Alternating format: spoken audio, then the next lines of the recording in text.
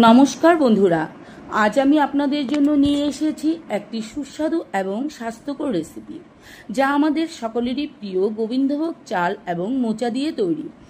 আসুন একসঙ্গে এই রেসিপি তৈরি করে দেখি। প্রথমত আমি মোচা ভালো করে বেছে নেব। মোচা বেছে কেটে ভালো মতন ধুয়ে নেব। গরম জলে নুন এবং হলুদ দিয়ে মোচা ভালো করে ভাপ দিয়ে নেব। ভাপ দেওয়ার পর জল ঝরিয়ে রাখব।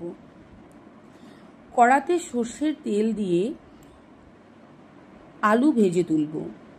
নুন আর হলুদ এর মধ্যে আমি দিয়ে আলু ভেজে তুলব। আলু ভাজা হয়ে গেলে ওই তেলেই আমি রান্নাটা করব। এবার তেলে তেজপাতা, শুকনো লঙ্কা, গোটা জিরে, আদা বাটা, জিরে বাটা দিয়ে মশলাগুলো ভালো করে ভেজে নিয়ে এতে দিয়ে দিব গোবিন্দভোগ চাল। সঙ্গে দিয়ে দিব কিছুটা নারকেল কোড়া। মশলা ভালো করে ভেজে নিয়ে হলুদ আর নুন দিয়ে আমি ভাপ দিয়ে রাখা মোচা দিয়ে নেড়েচেড়ে একটু গরম জল দিয়ে দেব।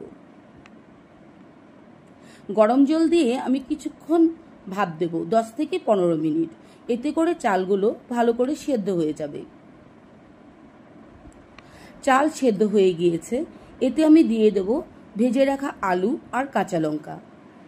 এবারে এতে আমি অল্প একটু নেড়েচেড়ে চিনি দিয়ে গরম মশলা দিয়ে নেড়ে নেব।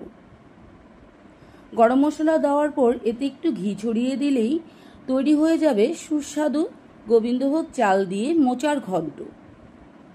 আমার ভিডিও ভালো লাগলে অবশ্যই সাবস্ক্রাইব করে পাশে থাকবেন।